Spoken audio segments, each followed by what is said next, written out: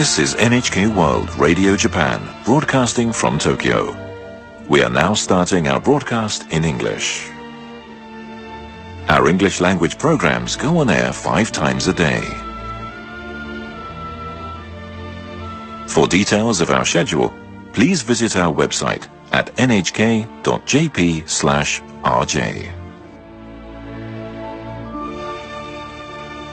Please stay tuned.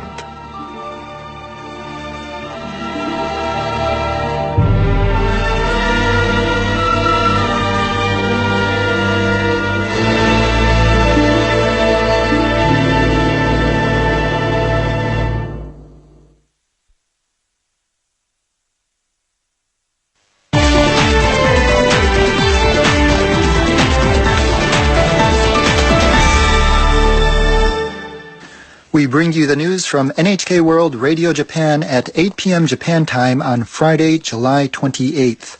I'm Yoshio Gasawara. And I'm Risa Shimizu.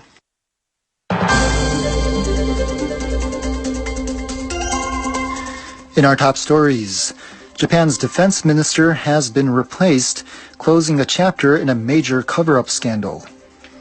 Japan's largest opposition party plans to choose a leader by early September. And Japan has approved additional sanctions on North Korea following the country's announcement that it had succeeded in test firing an intercontinental ballistic missile. Now the news in detail. Japan's defense minister has been replaced, closing a chapter in a major cover-up scandal. It centers on the withholding of records on Japan's former peacekeeping mission in South Sudan. Tomomi Inada stepped down to take responsibility after the Defense Ministry's internal inspection found a series of violations. The inspection found that Inada did not approve the cover-up, but it also says it can't deny she may have known about the record's existence. The report found the Ground Self-Defense Force deleted the data twice and said the problem dates back as far as last July when the GSDF did not disclose records. Inada said this series of problems could lead to public distrust of how the Defense Ministry and the SDF handle the disclosure of public information. Repeated media reports suggest leaks of information were coming from inside, and that could erode trust in their governance. As a result, that has led to the very serious problem of loss of morale in members of the forces in their daily duties in Japan and abroad. The inspection, says Tetsuro Kuroe, who just resigned from his post as administrative vice minister, made the decision to keep the record's existence secret. He told the GSDF chief, General Toshiya Okabe, who is also resigning. As one of her last acts as minister, Inada took minor disciplinary measures against them and 3 other Defense Ministry and SDF officials. Meanwhile, Japan's Prime Minister Shinzo Abe has announced his acceptance of Defense Minister Inada's resignation. He offered an apology to the Japanese people.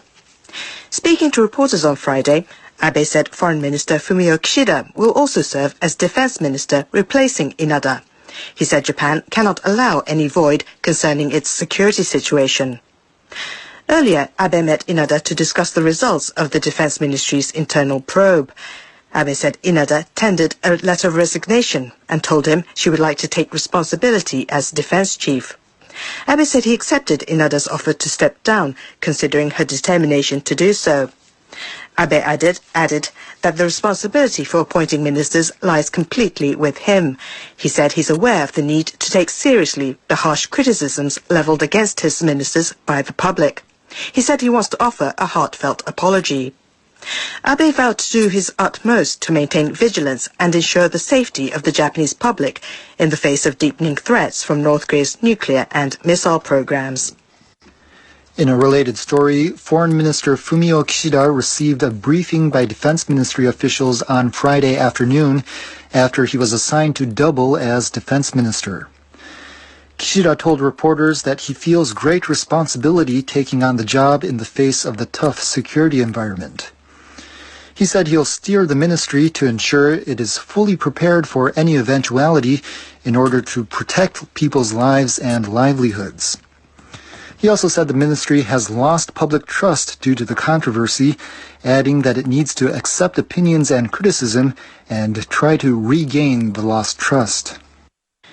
Meanwhile, Defense Minister Inada's resignation has been making headlines around the world. Western media organizations such as Reuters and Associated Press reported Inada's news conference as breaking news. State-run China Central Television said Inada was heavily criticized for her stump speech in the Tokyo Metropolitan Assembly election and other deeds. She said she announced her resignation while approval rates for the Abe administration were tumbling over a favoritism scandal. CCTV mentioned Inada's career in detail and labeled her as a well-known right-wing politician in Japan. South Korea's Yonhap news agency described Inada as a far-right polemic and noted that her visit to Tokyo's Yasukuni Shrine last year as sitting defense chief drew criticism from Japan's neighbors. Yasukuni Shrine honors Japan's war dead. Those remembered include leaders convicted of war crimes after World War II. Yonhap called her a troublemaker for the Abe administration. It says she finally quit after holding on to her position despite causing a number of problems. Japan's largest opposition party plans to choose a new leader by early September. The incumbent abruptly announced her resignation, citing her failure to revamp the beleaguered party. Democratic Party executives held an extraordinary meeting on Friday, one day after party president Deng Ho expressed her intention to step down. Some of the participants said a leadership election must be held quickly so the party can focus on confronting the administration of Prime Minister Shinzo Abe. They agreed on a plan to grant votes to all party members and registered supporters in addition to Diet members, and to hold a party convention by early September to choose a new president. The executives agreed to convene a general meeting of the party's Diet members next Wednesday to formally adopt the election plan. The Democratic Party is reeling from its defeat in the Tokyo Metropolitan Assembly election earlier this month.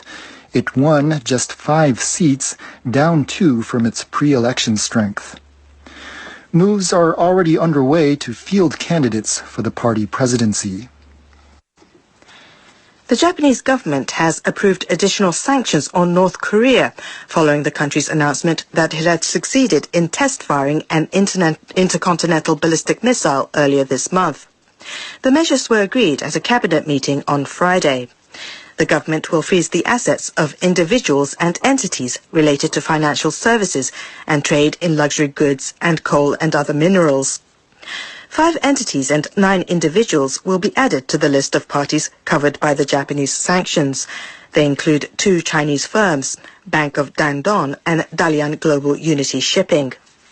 The administration of U.S. President Donald Trump also announced sanctions on the 2 Chinese firms last month to push China to do more to press Pyongyang to stop its nuclear and missile development. Friday's move brings the number of entities subject to sanctions, including those imposed by the UN Security Council, to 63, and the number of individuals to 79. Japanese Foreign Minister Fumio Kishida stressed the importance of boosting pressure on North Korea, saying it's impossible to expect any meaningful dialogue with the country. He said Japan will strongly urge Pyongyang to take concrete action to resolve the issue of its missile and nuclear development. A U.S. government official has told NHK that North Korea may have had a technical problem during preparations for a possible ballistic missile launch expected to take place on Thursday. The official spoke after the North did not fire any missile that day, which was the 64th anniversary of the armistice that ended fighting in the Korean War. Weather was reportedly bad in and around North Korea on Thursday. Since last week, the U.S. government has been confirming the transport of ballistic missile launch equipment near Ksong in the northwestern province of North Pyongyang. Similar activity was also observed in the area on Thursday. The U.S. officials said Washington remains on alert as the North may fire what's equivalent to an intercontinental ballistic missile. North Korea launched such a missile on July 4th. A Malaysian court says it will begin on October 2nd the trial of two women accused of killing the estranged half-brother of North Korean leader Kim Jong-un. Vietnamese Tuan Thi Phuong and Indonesian Siti Aisyah appeared on Friday at a high court near Kuala Lumpur for a pre-trial procedure. A judge told them the date for their first hearing. The two women have been indicted for killing Kim Jong-nam, who died after having his face smeared with the lethal VX nerve agent at Kuala Lumpur International Airport in February. The trial is expected to focus on whether they had intent to murder Kim. If found guilty of premeditation, they would face the death penalty. Siti Aisyah's lawyer told reporters that the client did not understand her role in the incident. Tuan Thi Phuong's lawyer also intends to argue that she is innocent. 4 North Korean men suspected to have instructed the women to kill Kim Jong-nam and 3 others, including a North Korean embassy official who are under investigation, have already returned home.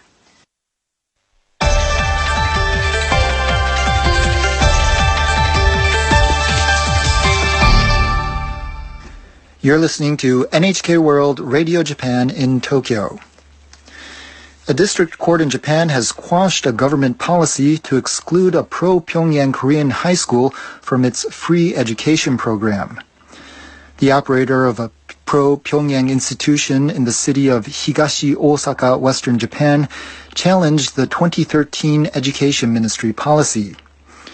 It said their school is being disadvantaged because of diplomatic issues between Japan and North Korea. It claimed the government decision was illegal and helped to foster discrimination.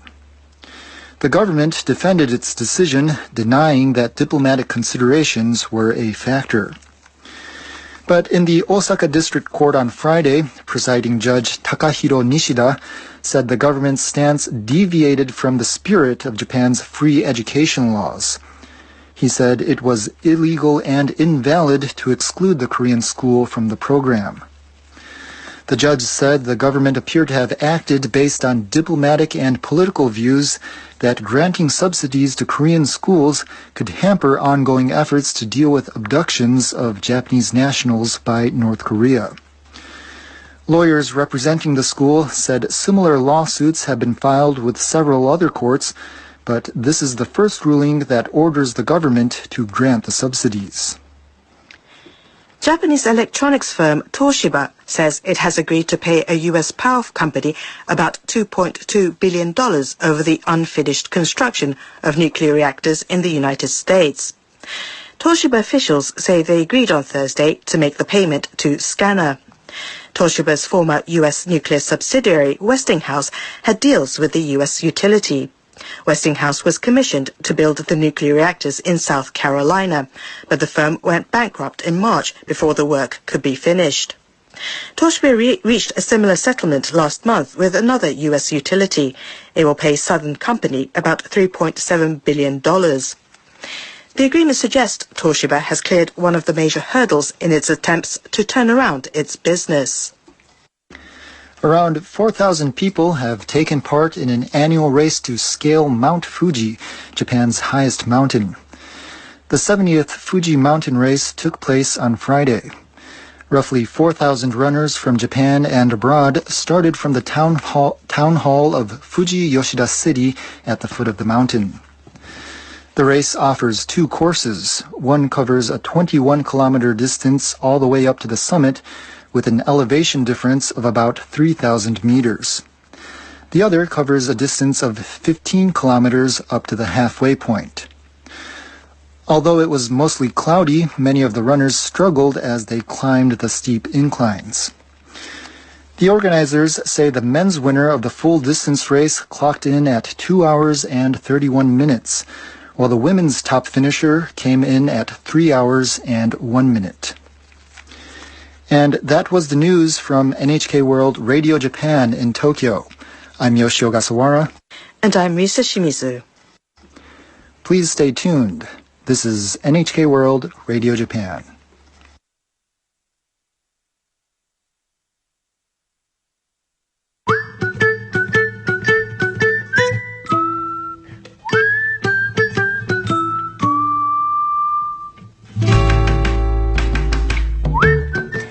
Hello, everyone. It's time for Let's Cook Japanese. Japan is now in the height of summer. It's the peak season for harvesting corn. Today we'll make surinagashi, a soup that is unique to Japan using seasonal corn. Our culinary authority, Akiko Watanabe, will teach us how. From our studios at NHK in Tokyo, I'm Katie Adler. And I'm Sarah MacDonald.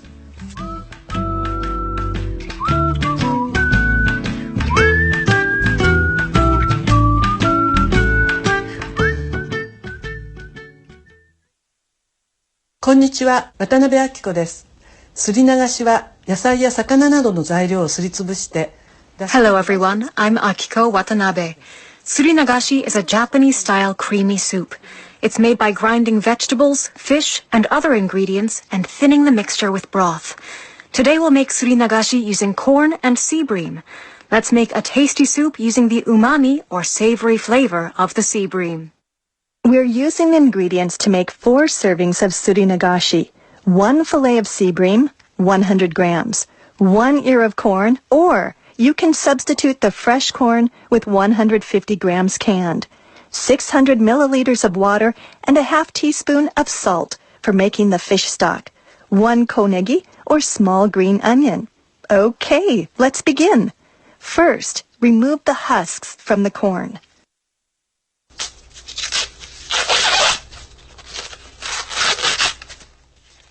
Please remove all the corn silks as well. Boil the corn in a pot filled with plenty of hot water. Be sure to put the corn into the pot after the water has come to a complete boil, so the corn doesn't lose its flavor.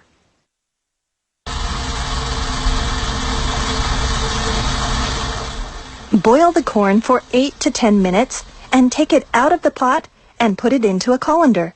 The hot water will be used for preparing the fish, so don't drain it. Cut the boiled corn into 4 pieces.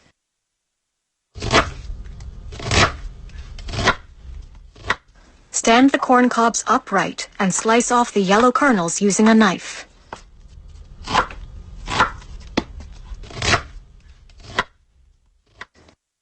The corn will be mashed, so you don't worry about damaging the kernels. Put all the kernels in a mortar and grind.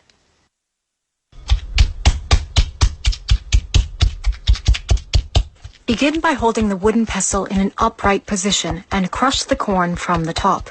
Once it is mashed to a certain degree, grind in a circular motion.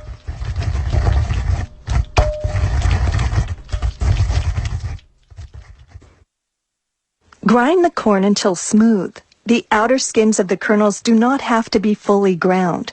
Now that the corn is ready, let's move on to the sea bream. We're going to introduce a unique preparation method called shimofuri. We will pass the fish quickly through boiling water and put it in a bowl of cold or iced water. Shimo means frost, and furi means to fall. It's called shimofuri because a white film covers the surface and it looks as if frost fell on it. This process removes the sliminess, smell, and extra fat. Solidifying the outer surface of the fish helps to retain the umami. Let's bring the water we used to cook the corn back to a boil.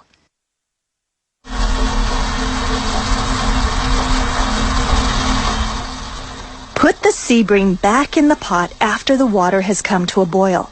Wait a few seconds, and when the surface turns white, quickly take it out and transfer it into a bowl with cold water or water with ice in it.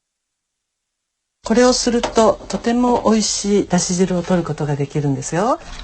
The shimofuri process helps to deepen the flavor of the broth we're about to make.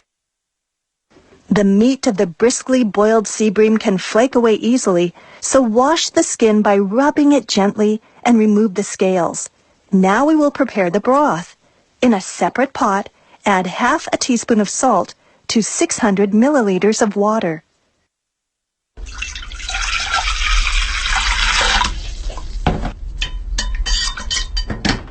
Give the water a gentle stir and add the cleaned sea bream. Let it cook over medium heat. 霜降りは必ず沸騰したところに入れて、さっと表面を旨味が逃げないように固めてしまいます。When making the shimofuri, we quickly put the sea bream in boiling water to solidify the outer surface. But in making the broth, the fillet is first put in water, which is then brought to a boil.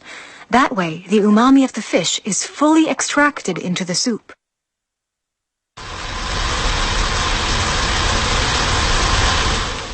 The broth is starting to boil. If it is left bubbling rapidly, it becomes cloudy. So turn down the heat and let it simmer for another 10 minutes. Watch the heat carefully, making sure there are 2 or 3 spots where the bubble from the boiling water comes up to the surface. Usually, surinagashi is thinned with dashi, stock made of dried bonito flakes or kombu or kelp. But today, we will use sea bream, which is associated with fine Japanese cuisine and dishes served at celebrations. It's known for its fragrant and refined umami. The broth we're making today is special, as it will help us fully appreciate that taste. If sea bream is not available, a white meat fish with little fat, such as codfish or flounder, will do just fine. All right, 10 minutes have passed. The fish has been well cooked and the umami is in the broth. Take the fish out of the pot, remove the excess water, and lay it on a cooking tray. Remove the skin and bones and flake the meat. Carefully remove the smaller bones as well using your fingers. Now strain the dashi broth. Little by little, mix it into the mashed corn.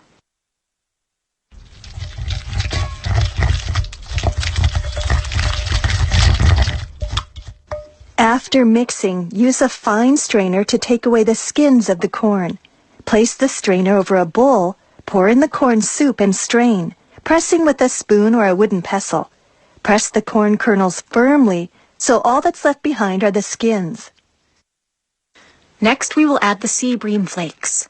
Place the fish in the mortar and grind.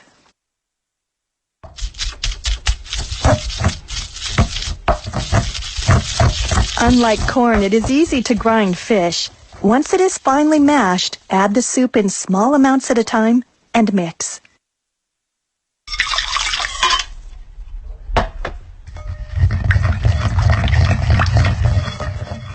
Once the ground sea bream is well mixed, put the contents of the mortar into a pot to warm. When heated, check to see how it tastes and add salt if necessary. Turn the heat off just before it starts boiling. Pour the surinagashi into 4 separate bowls, garnish each one with diagonally and thinly chopped small green onions, and serve. 今日は温かいすり流しを作りましたが、冷たくしても違う美味しさを楽しめます。季節やお好みに合わせて。 Today we made a warm surinagashi, but you can also enjoy it served cold. Please try making it with other seasonal or favorite ingredients.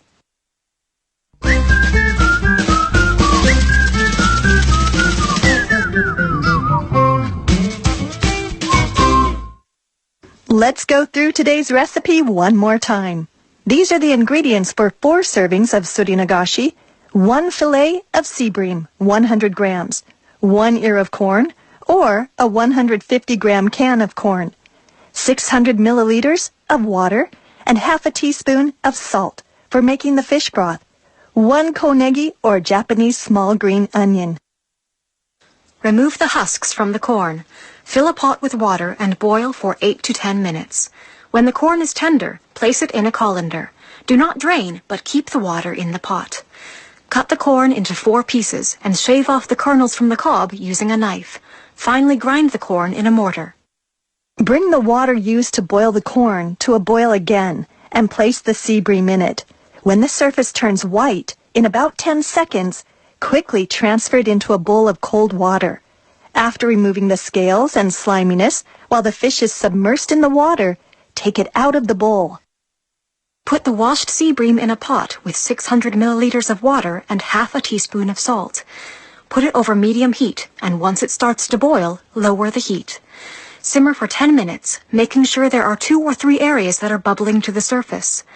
Then take the fish out, place it on a tray, and strain the contents of the pot. Add this broth gradually into the mashed corn. When it is completely mixed, strain thoroughly to make the soup. Remove the skin and bones from the fish. Flake the meat off and grind in a mortar until fine using a pestle. Gradually add small amounts of the soup and mix. Transfer the mixture into a pot and warm it. Taste it and, if necessary, add salt. Turn off the heat just before the soup comes to a boil. Pour into 4 separate bowls. Garnish each one with a diagonally and thinly chopped small green onion, and there you have surinagashi.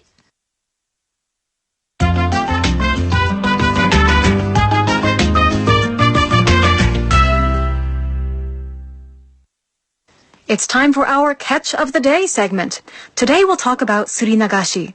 So Katie, were you familiar with this dish? I'd never heard of it before.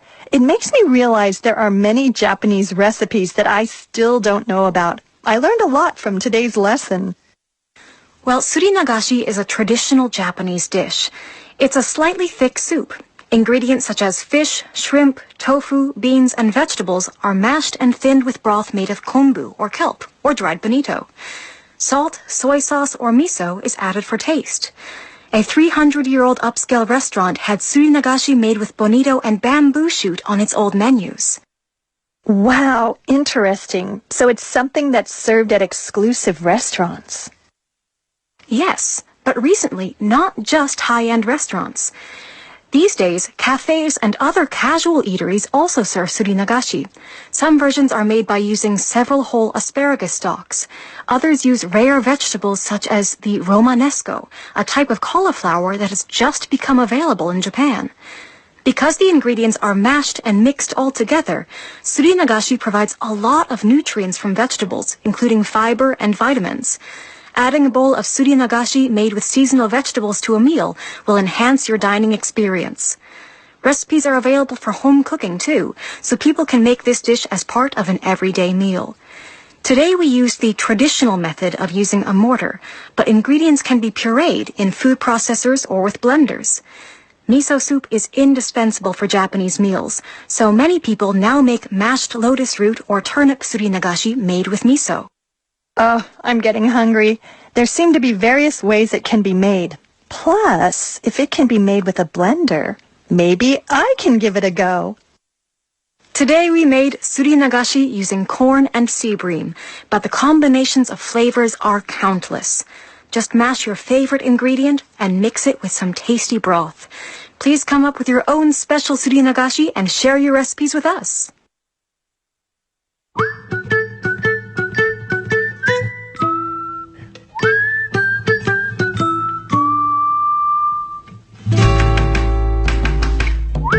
We hope you enjoyed Let's Cook Japanese. Today we prepared surinagashi.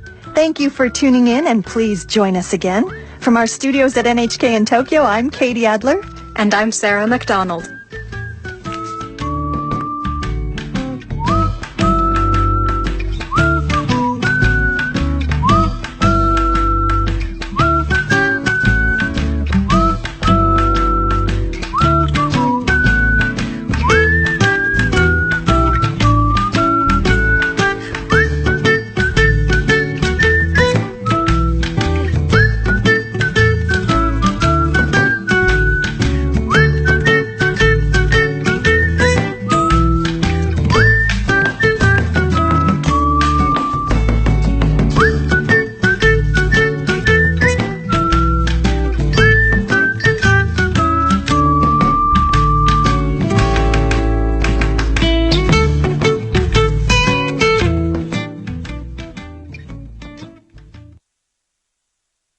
You're listening to NHK World Radio Japan, broadcasting from Tokyo.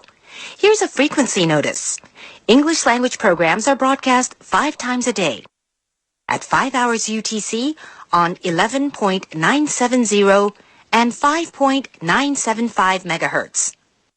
At 11 hours on 11.695.